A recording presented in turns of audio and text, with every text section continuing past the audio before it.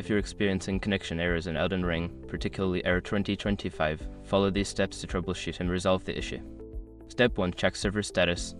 Visit the official Elden Ring website or social media channels to check if the game's servers are down for maintenance or experiencing issues. If the servers are down, you will need to wait until they are back online. Step 2. Restart your game. Close Elden Ring completely and restart it. This can help refresh your connection and resolve temporary glitches that may be causing the error. Step 3. Verify internet connection. Ensure your internet connection is stable. You can do this by running a speed test or trying to connect to other online services. If your connection is weak, consider resetting your router or switching to a wired connection. Step 4. Adjust firewall and antivirus settings. Sometimes, your firewall or antivirus software may block the game's connection. Check your firewall settings to ensure Elden Ring is allowed through, and temporarily disable your antivirus to see if it resolves the issue.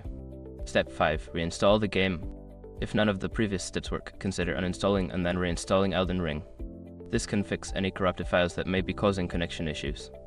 By following these steps, you should be able to resolve the connection error and get back to playing Elden Ring. If problems persist, consider reaching out to the game's support team for further assistance.